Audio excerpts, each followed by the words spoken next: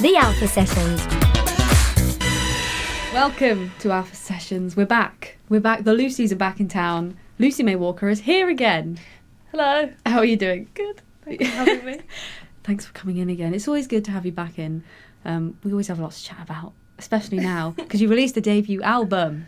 Yeah. Which I feel like there should have been a round of applause, but there's no one else in the room, so we have to do it ourselves. When we last spoke, it was about December. Yes. It must have been. You were gearing up for this. And we spoke a little bit about it. We talked about, the general premise of the album. It's called Nothing Ever Stays the Same. You got it. And since it came out in March, how has the response been? What's the general feeling here? Good. I said this before, but it's like, it feels really weird releasing an album when you've worked on it for so many years.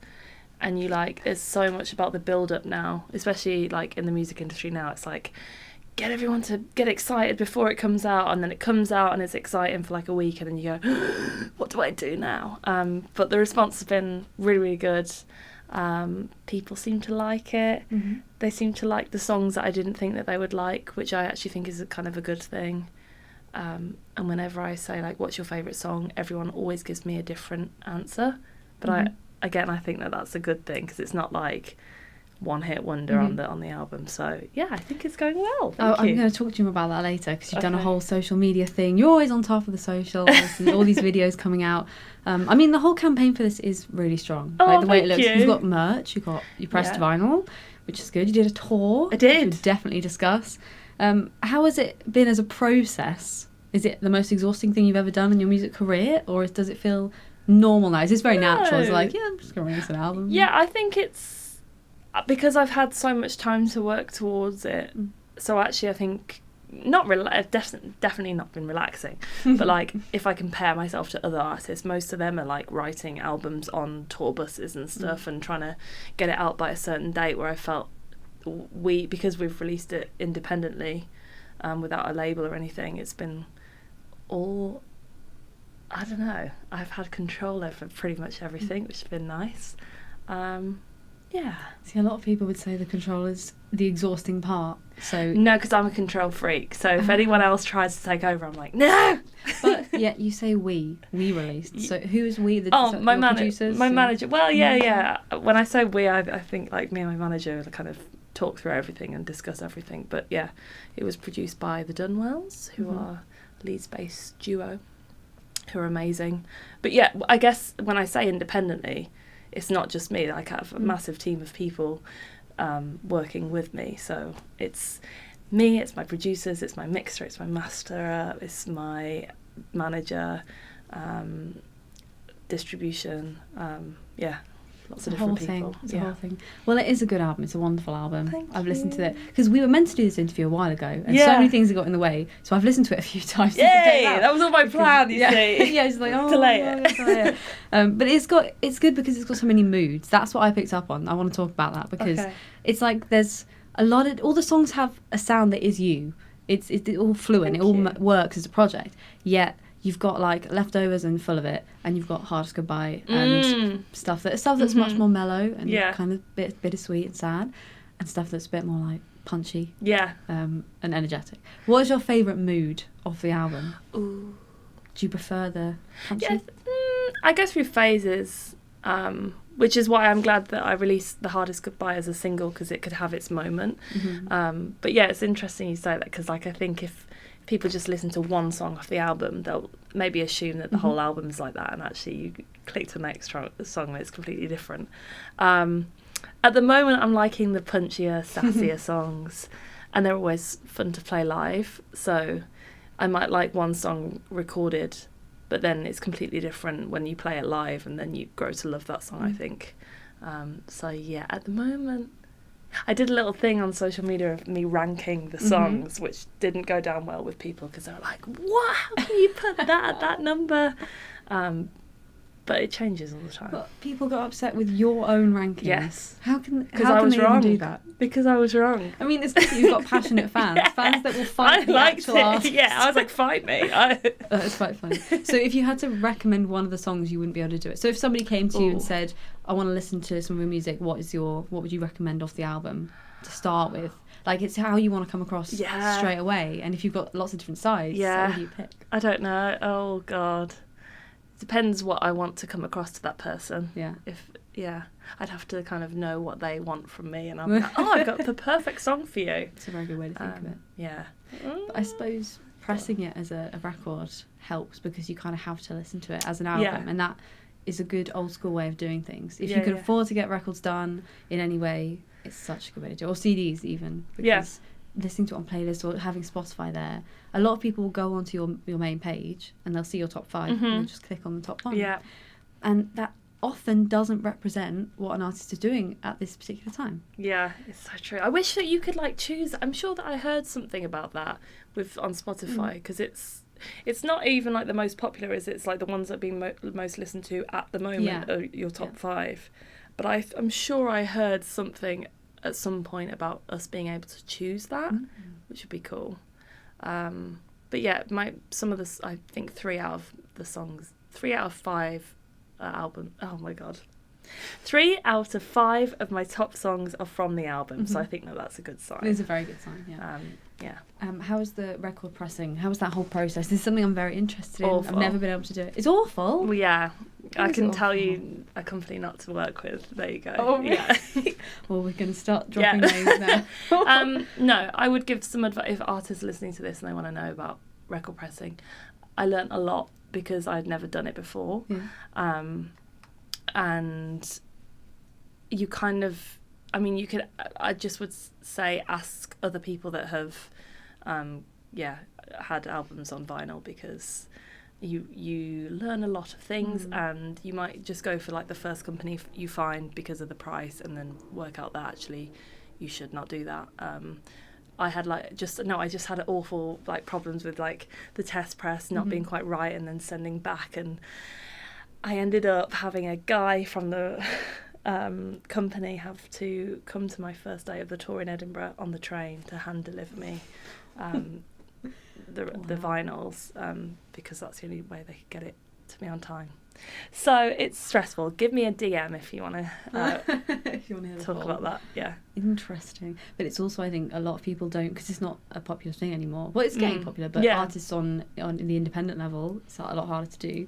But there's a whole different process for printing records, like the actual master as well. You have to get it mastered. Well, that's what I didn't know. And actually, that's an argument that I've been having because some people say you should get it mastered completely different for vinyl, where my mastering engineer actually argued that they're pretty much the same depending on your art, depending on your sound. So yes, that's the whole argument that we had. Wow. But if I did it again, I would definitely, I'd firstly I'd speak to the company that you're using and see if they have a specific spec to work from, because we didn't get that spec, and then that's when we started having problems. So yeah, I would do a lot of research into the companies that you're using, and okay, there's a lesson in that. I'll take this all on board as well. But despite all the technical issues, it's so nice just to have that, even just seeing your artwork that big as well, and not it's just on vinyl. Screen. The vinyl sounds great now. It was just like very stressful, like trying to get that right. But yeah, having it like, it's worth it. Yeah, it's worth it. Especially going to gigs and you can display that and you can sell it, and it's just a good flex as well. Just like, buy my record. I have a record. And actually, a lot of people don't even listen to it. They just buy it because it's like a collector's item, don't they? And I'm like, I've gone through so much to get this sounding good. You're not even going to listen to it. I know. Things do feel a bit like that now in general, though. People just get things, they collect things, or it's fine. Buy my album on vinyl, please.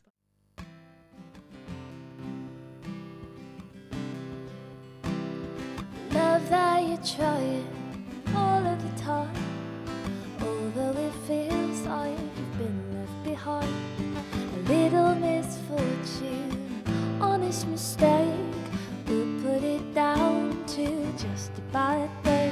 If it all goes wrong, just know that I'll be there for you, 'cause alone you're strong.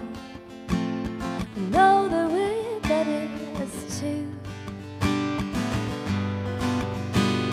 No matter the bruises you get when you fall, 'cause you pick yourself up and you keep moving on. I promise promise you no one is pointing the blame, 'cause we're in this together as long as it takes. We're okay.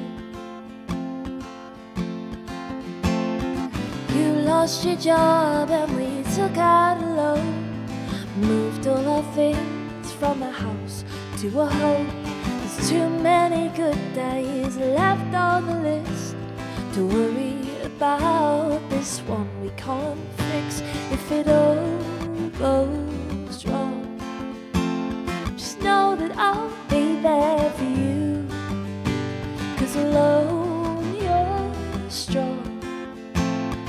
Know that we're better as two. No matter the bruises you get when you fall, 'cause you pick yourself up and you keep moving on. I promise you no one is pointing the blame, 'cause we're in this together as long as it takes. We're okay. We're okay.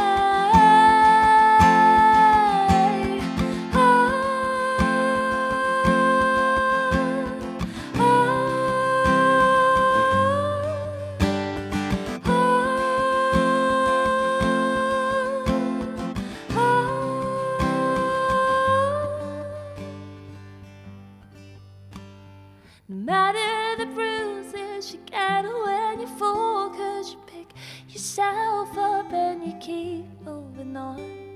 I promise you no one is pointing the blame, 'cause we're in this together as long as it takes. And we're okay. We're okay. We're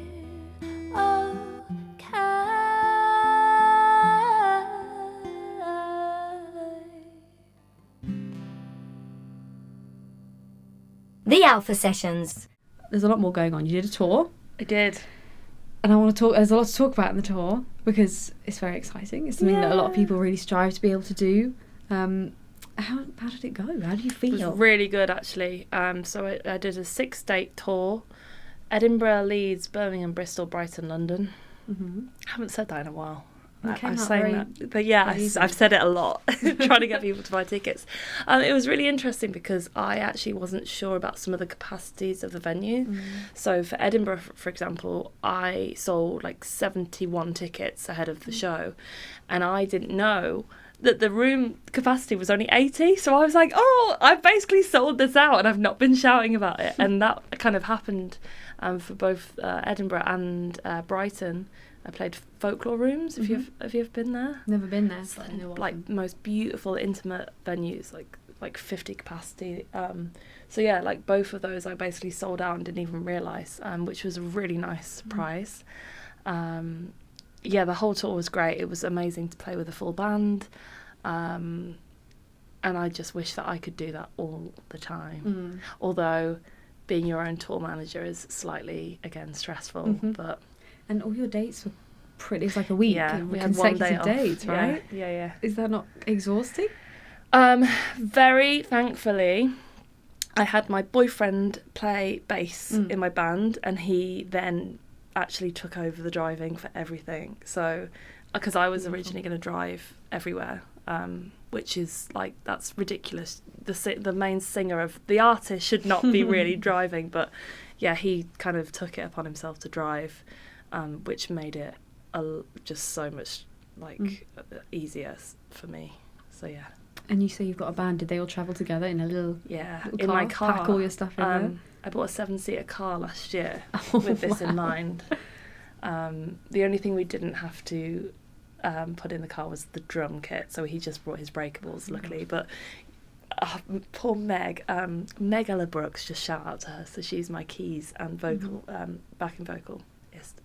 She's my keys and backing vocalist. There you go.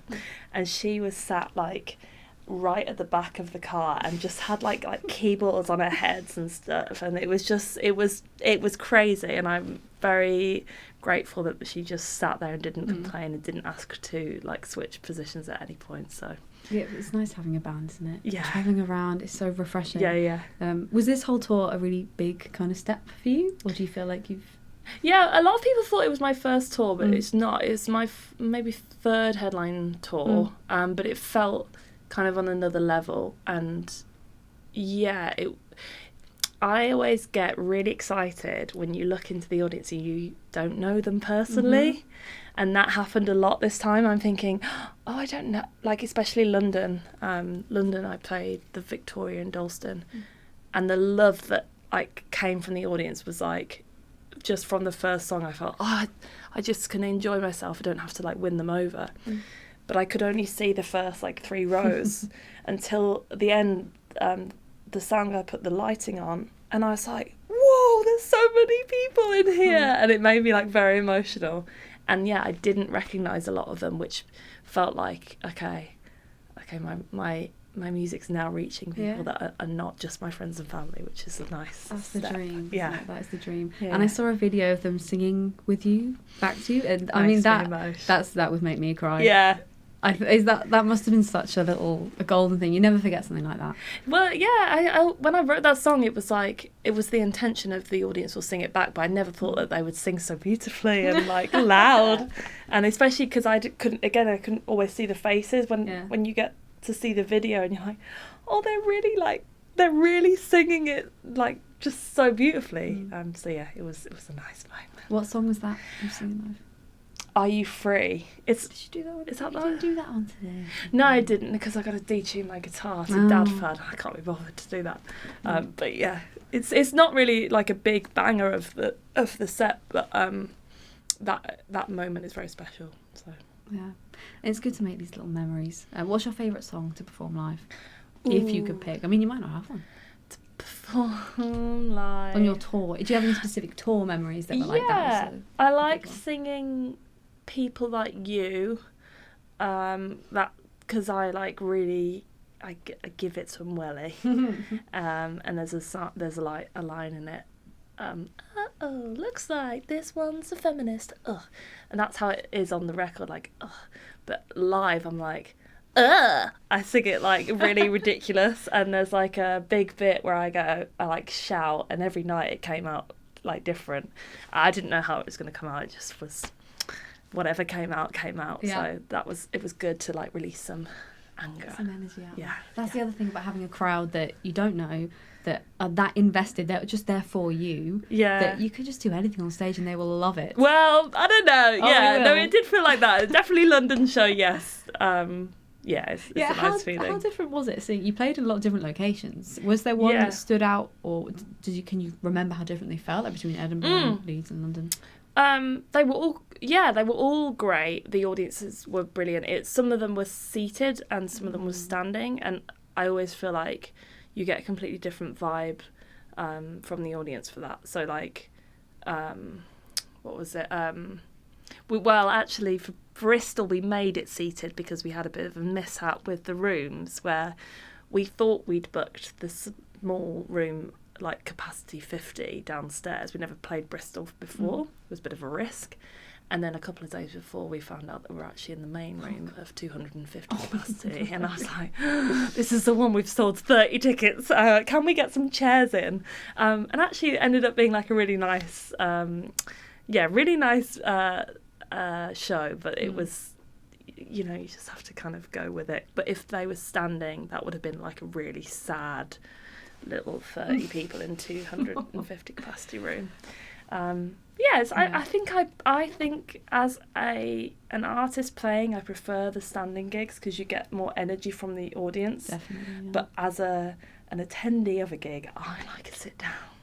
It's underrated. I love a sit down. Depends on the kind of gig, but a lot of them, I agree. It's nice to relax. Yeah. Just let it wash over you. And I went to see Mimi Webb recently at Eventim Apollo, Hammersmith Apollo, and I bought seated seats on the upstairs bit. Went with Kitty Montague, actually, friend of the show, and. I was like, Kitty, I've got seats for this show, and we were really excited, and then everyone just stood up in front of us on the seated seat, and I know I sound like a grandma, but I hate that. Go and get a standing seat, standing ticket, if you're going to stand up, don't you think? It's controversial because they might have been sold out and they had to get a seating. They wanted to be standing, but I understand. No, it annoys me. Don't stand up when I've bought a seat, especially because some people buy seated tickets because they can't stand. Like, it's a good point, right? So I don't think inclusive. it's fair to I know I sound like a grandma, but yeah. Anyway, the other thing. I'm on a rant. No, the other thing I want to talk to you about is your support, because this is a very unique thing about your tour. And the last time we spoke in December, we were talking about how you're going to launch this campaign to get support acts that are very special in the areas that you're playing in. So they sent in, how did it work? They sent in videos? It was like a social media campaign. They just performed a live original song of theirs, 30-second clip, do the hashtag Lucy May Walker Tour, tag me, and then I went through them all and picked from the area that they're close to. And that sounds like it went very well. Yeah, and they were all women in the end. Really? Ooh, yeah. That's what we like. Yeah, well, it was like, I guess I have more, I don't know, more female fan base, but we just thought that would be really cool to make it an all-female lineup.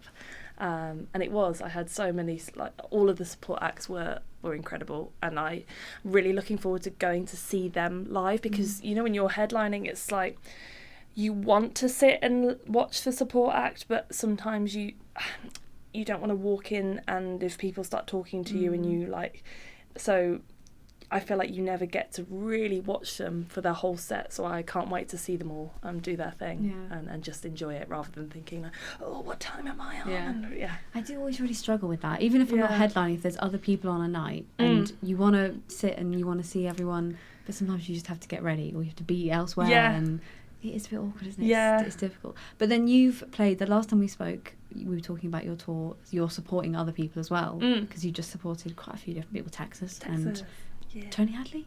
That was a long time ago, but I remember we talked about that. So now things have changed because you're on the other side of things. Yeah. So you understand what it's like for them as well. Yeah.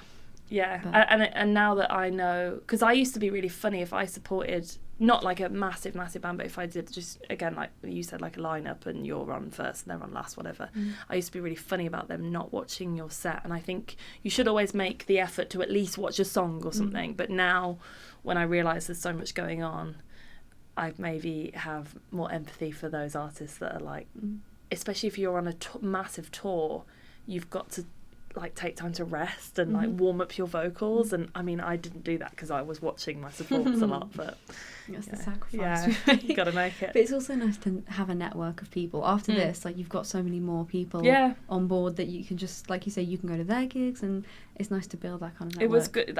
That was one of the best things about doing this, because that's the kind of reason why I wanted to do a competition kind of thing to get supports, is because you always kind of just use sorry, that's the wrong word. You always ask the people that you kind of know, and you end up just doing the same gigs with the same people, and this made me connect with artists that I maybe would have never even heard of before. So yeah, it's nice.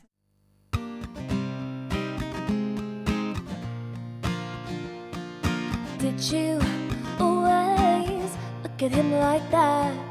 Cross your fingers right behind my back, saying he was so good for me. Was I just naive to let you closer in? Whatever happened to go cold? I know it's been a year, but it still kind of stings seeing you with him. Does it taste sweet or sour, knowing I was there before you? Am I bitter seeing you together? Well, maybe I am, but you took a bite of my forever. Is there anything else I can get you? I'm not even got a sight of closure, but how you loving my leftovers, babe? How you loving my leftovers, babe? Did he always look at you like that? When I was the only one he had, was he really that good to me? If he fell for you that easy, how do you not feel guilty? Whatever happened to go colder? I know it's been a year, but it still kind of stings seeing you with him. Does it taste sweet or sour, knowing I was there before you? Am I better seeing you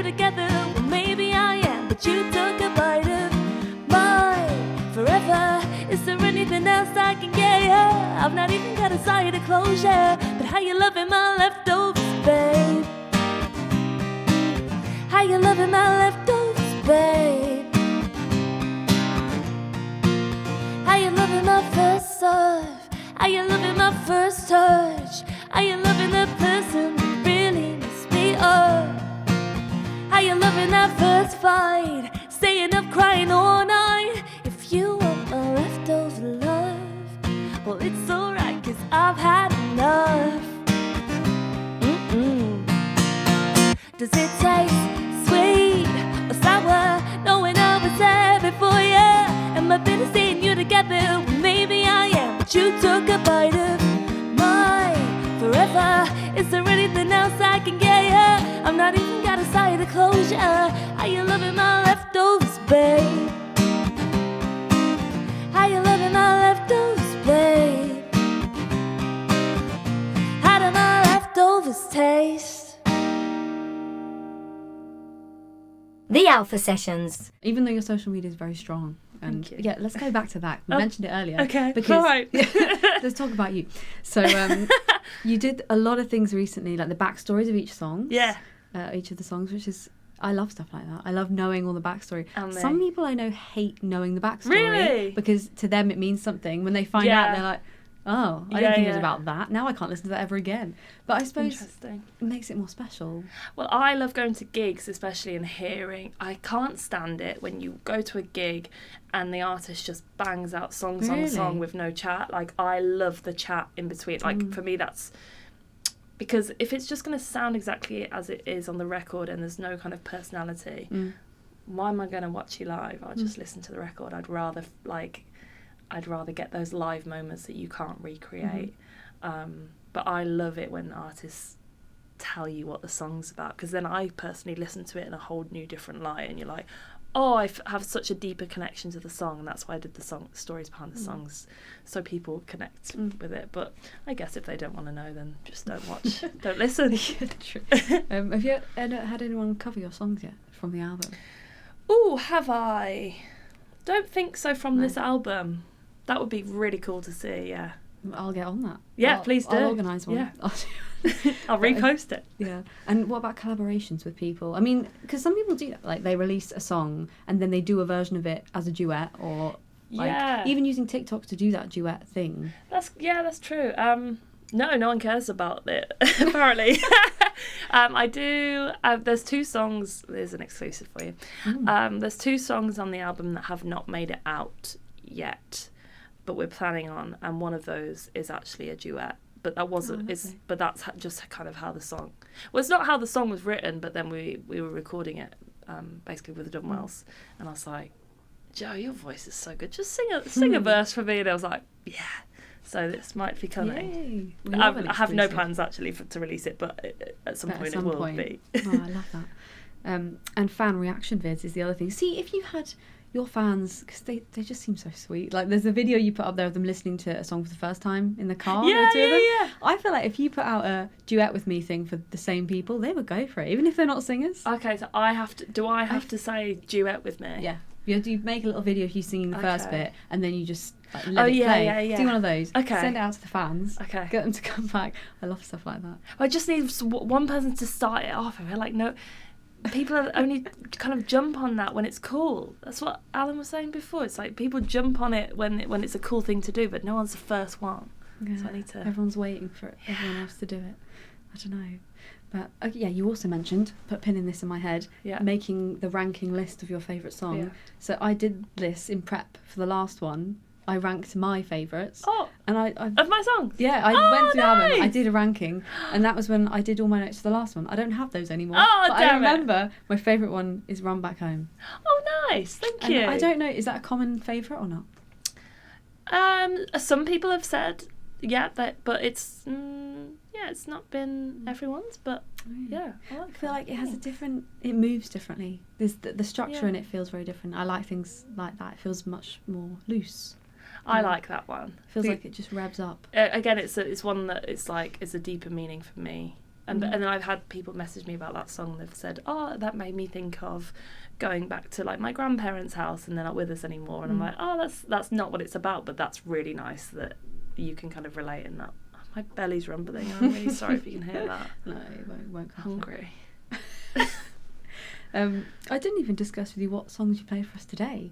Oh, You yeah. did We're Okay. They're all album songs, aren't they? We're Yeah. Okay, Leftovers, Floating in Space. Music, it's all coming out now. There's too much to talk about. I was worried we wouldn't have anything after the last time, so that's good. The second one you played was Leftovers. Leftovers, yeah. And there's music video for that one. No. Yeah. Yes, like no, there a is. lyric video that I was Yes. eating McDonald's for. Exactly. Mhm. And I remember seeing all this, you did the behind the scenes. This looks like so much fun. Well, yeah, it was one of those where I think people think it's really planned out, and it was actually like me and my manager going, oh, we don't have any content for this. And I was like, don't worry. So my boyfriend works in a tap room, shout out to Three Locks Brewery in Camden. Mm-hmm. And I was like, I need to film a lyric video, and it's called Leftovers, and I just had this idea of just me eating McDonald's because I like food. So I was like, right, let's film this at your tap room. So I didn't have to pay. And then he just kind of set up the camera, and I just ate McDonald's and just did did it in like 2 takes. And people, it's annoying actually because people comment more about that video that was free to make, and not the Pull of It video, which was a massive production. That's the one I was thinking of. Oh, You're on good. the bridge outside with the sofa. Yeah. Okay, good. That's Full of It. Yeah, that was a massive production, and everyone worked on that basically for free as well. But it was a lot of work into that. What is your number one on the album at the moment? Because I remember in your video you said that it changes every week. It does. What's this week's favourite? I think when I did the video, it was Floating in Space. Well, that's the third one you played for us. I actually at the moment Leftovers. I'm enjoying Leftovers. Yeah, and I think it's nice when I play that live.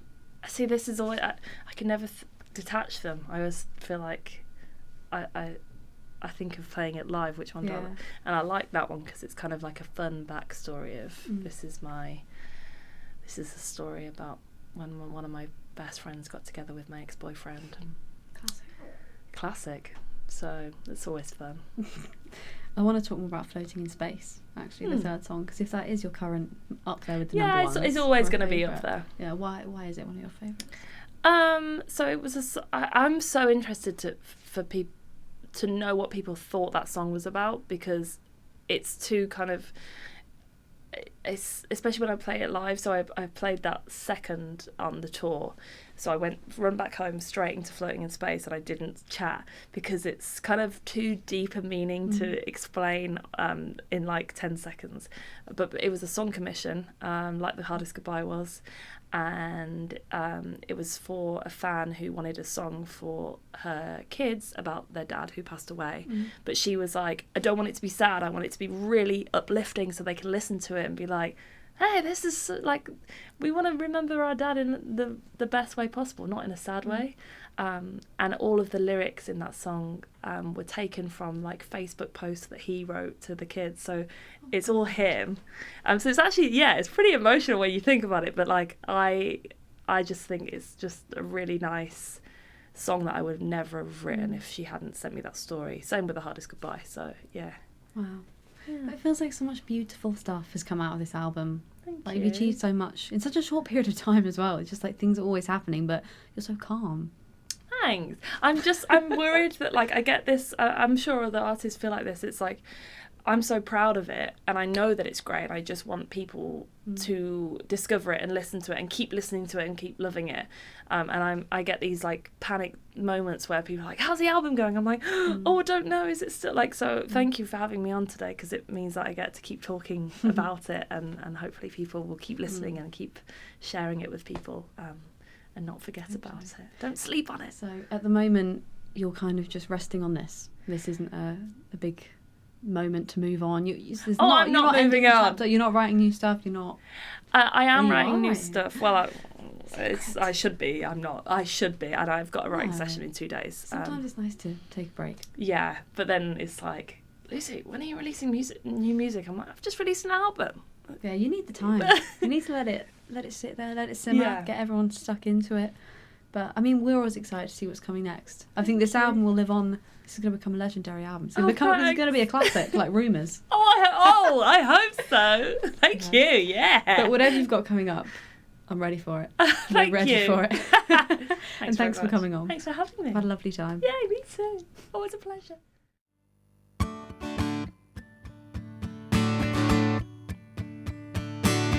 I always told you that you'd be someone with a little hard work. You've got to challenge yourself daily and just improve on yourself. I never lied to you, only if I told the truth. I hope you know that, hope it shows. I'm always proud of you, no matter what you do. I hope you know that, hope it shows. Don't worry about me, I'm not going away. Don't worry about me, baby. Don't worry about me, I'm not going away. Don't worry, 'cause I'm just floating in space. Yeah, yeah, I'm not going away. Yeah, yeah, I'm just floating in space. Maybe we won't be here for too long. Life can go in a blink. So just remember that time is precious. Don't waste a minute of it. I never lied to you, only if I told the truth. I hope you know that, hope it shows. I'm always proud of you, no matter what you do. I hope you know that, hope it shows. Don't worry about me, I'm not going away. Don't worry about me, baby. Don't worry about me, I'm not going away. Don't worry, 'cause I'm just floating in space. Yeah, yeah, I'm not going away. Yeah, yeah, I'm just floating in. Don't give up, don't give in. Now let me say that again. Don't give up, don't give in. Just like the song we sang. When I look back on earth, I did so many things, but the best had to be being your everything.